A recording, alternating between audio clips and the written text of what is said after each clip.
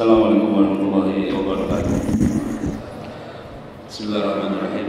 Alhamdulillahirabbil alamin wassalatu wassalamu ala sayyidil anbiya'i wal mursalin Muhammadin sallallahu alaihi wasallam wa ala alihi wa ashabihi wa man tabi'ahum bi ihsan ila yaumiddin. Ikhwani wa akhwati, para hadirin wa hadirat kaum muslimin wal muslimat rahimani wa rahimakumullah jami'an. Alhamdulillah, pada kesempatan yang berbahagia ini kita bersama-sama telah menyaksikan sebuah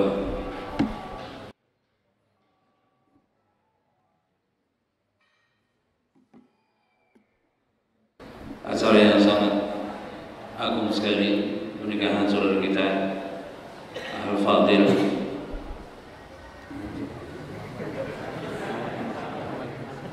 maaf sebelumnya saya membawa perkenalan Al-Akh Muhammad Yunus dan Ukhtina Asya. Ya, kita mendoakan semoga keluar dari sulbi berkah keturunan para ulama, mujahidin dan seterusnya. Terus terang tadi di belakang ikhwah meminta kepada saya untuk berbicara sedikit tentang perjalanan saya di Suriah ataupun di Gaza. Saya katakan, saya ketika di Gaza dan di Suriah itu sekitar 3 bulan. Ceritanya paling tidak separuhnya lah. Nggak mungkin saya bicara perjalanan yang panjang seperti itu hanya 10 menit atau 5 menit. Paling tidak setengah bulan dah daurah khusus masalah itu. Ya, tapi secara ringkas saja ya, ikhwani wa akhwati rahimani wa rahimakumullah jami'an. Alhamdulillah, pada akhir-akhir ini terus terang pergerakan kemajuan kaum muslimin di Suriah, masya Allah, sangat luar biasa sekali. Jadi tidak ada sebuah pertempuran pun kecuali alhamdulillah Allah SWT turunkan kemenangan dan pertolongannya kepada ikhwah dan saudara kita di Suriah, kaum muslimin dan mujahidin. Sampai kemudian mungkin berita yang terakhir kita dengar bagaimana tentara Syiah Bashar ini terdesak, sampai kemudian tidak punya hilah lagi, tidak ada jalan lagi kecuali menggunakan senjata pemusnah massal yang disebut dengan senjata kimia. Sampai kemudian korban satu hari aja sampai di Utah itu sekitar 1766 orang satu hari itu. Ya, kalau mereka bisa selamat dari serangan bom konvensional, tapi untuk senjata kimia ini sulit untuk bisa selamat, karena kalau sudah diledakkan sekitar 30 meter dari permukaan tanah, maka daerah yang terkena ledakan itu secara otomatis akan terkena oleh racun yang sangat berbahaya ini. Kalau saudara sekalian pernah mendengar cyanida, ya, itu racunnya sangat-sangat berbahaya sekali. Hanya hitungan miligram itu sudah bisa membunuh orang. Ini kekuatan bahayanya 500 kalinya, dan hanya dibutuhkan 0,05 miligram untuk membunuh seseorang. Kalau dijatuhkan ada 5 ton, kira-kira terjadinya seperti apa ini. Tapi dari pelajaran yang mungkin kita bisa ambil dari apa yang terjadi di Suriah, yang pertama, dan juga di Mesir, kasus beberapa hari ini kita dengar kejadian di Mesir, bagaimana darah kaum muslimin tertumpahkan di sana di jalan-jalan, sampai hari ini juga sebagaimana terjadi di Suriah. Yang jelas bahwasanya ini masalah berkaitan dengan masalah manhaj. Ketaatan kepada pemerintah, kepada ulil amri, itulah perkara yang wajib. Tidak bisa tidak. Walaupun dalam keadaan apapun, mereka dalam keadaan zalim, mereka dalam keadaan fasik, ketaatan kepada pemerintah itulah perkara yang wajib. Sampai Nabi SAW sudah memprediksikan kejadian ini, sebagaimana disebutkan dalam riwayat Imam Muslim. Rasulullah SAW bersabda, "Yakunu ba'di a'immatun la yahtaduna bi hudaya wa la yahtaduna bi sunnati wa sayakunu fihim rijalun qulubuhum qulubu syayatin fi tusmani ins." Qala qultu kaifa asna'u ya Rasulullah in aqrabtu dhalika? Qala tasma'u wa tuti' al-amir wa in duriba dhahru wa ukhidha malu asmi' wa ati'. Rasul mengatakan bahwa akan datang sudahku para pemimpin, mereka tidak mengikuti petunjukku dan juga tidak mengikuti sunnahku, dan di antara mereka ada kaum lelaki hati mereka sebagaimana hatinya syaitan dalam tubuh manusia. Kemudian sahabat yang mengenal saya itu Hudzaifah bin Yaman bertanya kepada Rasulullah, ya Rasulullah, apa yang saya harus lakukan kalau saya membaik hal tersebut? Maka Rasulullah mengatakan, tasma'u wa tuti'la amin, dengar dan taati perintah walaupun mereka memukul bukumu atau mengambil hartamu, dengar dan taati. Maka kalau kemudian kita lihat apa yang terjadi di Suriah, ini semuanya berimbas dari masalah kemanusiaan seperti ini. Pertumpahan darah disebabkan karena apa? Ada sebagian di antara muslimin karena kejahilan mereka, akhirnya apa? Menghadapi kezaliman pemerintah dengan apa? Dengan pisau dapur. Dengan pisau dapur, ya Pak. Terusan dengan pisau dapur. Atau dengan dada terbuka.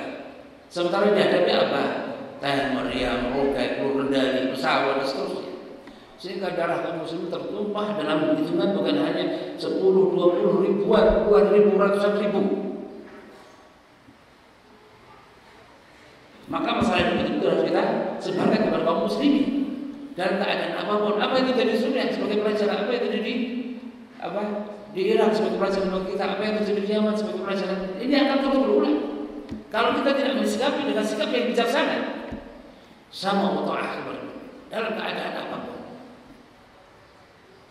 Karena kaum muslim tidak punya kudrah, tidak punya kudrah untuk bisa merubah bahkan pertumpahan darah yang ada. Dan kaum Syiah itu betul-betul memanfaatkan seperti ini.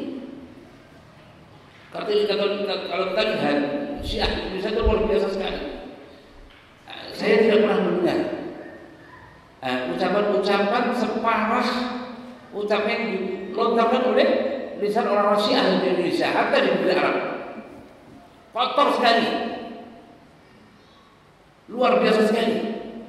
Tapi yang jadi masalah yang kita dapatkan dari ikhwan Salafi adalah marotnya itu semisal dengan apa yang mereka lakukan. Kalau mereka melaknat, mereka juga melaknat. Kalau mencaci, mereka juga mencaci. Kalau ngajak mubahalah, diajak mubahalah, dan seterusnya. Ini kesempatan bagi orang Syiah untuk memancing emosi kaum muslimin. Sehingga ketika aksi muncul reaksi, dan kaum Syiah pandai menangis, pandai meratap, seperti apa yang terjadi di Sampang. Mereka yang memulai aksi, kaum muslim bereaksi, yang disalahkan kaum musliminnya. Karena mereka pandai menangis, pandai bersiasat, pandai membuat opini dan propaganda, sehingga kaum muslimin, khususnya orang-orang Sunni, ahli sunnah selalu jadi korban. Dalam artian apa? Inilah minoritas dzalimi. Inilah orang Syiah. Nah, ternyata mereka adalah orang-orang yang kalau kita menyatakan kaum muslim Syiah sesat, iya memang sesat. Kenapa? Mut'ah. Bagaimana mereka menghalalkan mut'ah dan seterusnya? Kalau kita jelaskan sesat semua dari awal sampai akhir sesat, mut'ah. Banyak di antara kaum muslimin yang melakukan perbuatan zina. Ya, seperti contohnya kalau saya bicara masalah tentang mut'ah adalah zina, haram dan seterusnya. Di sana ada seorang ustaz lagi dari kalangan mereka bicara tentang masalah mut'ah, dilabeli dengan apa? Agama. Kalau awam kaum muslimin kira-kira milih saya atau milih orang ini? Kira-kira milih mana? Milih orang yang membolehkan mut'ah. Kalau kita bicara masalah Syiah, mengatakan bahwa agamanya yang cuma kita ini berubah-ubah, diganti dan seterusnya, dulu bisa wazina dan seterusnya. Banyak kaum muslim yang tidak pernah menyentuh Al-Quran, apalagi membacanya. Maka kita harus kembali kepada khitbah ul-ula, dakwah tauhid, dakwah kehidupan sunnah. Kita jelaskan kepada masyarakat tentang masalah sahabat, pengorbanan mereka, perjuangan mereka, dakwah mereka, tentang ahlul bait dan seterusnya. Ini harus kita jangan bicara masalah satu-satu dan seterusnya tanpa ada belajar kepada umat, tanpa tarbiyah kepada umat tentang masalah tauhid, tentang masalah manhaj. Akhirnya kalau kita bicara kepada orang awam, Syiah itu sesat. Sesatnya seperti apa? Toh mereka didolimi. Kaum yang terusir dari kampungnya dibakar.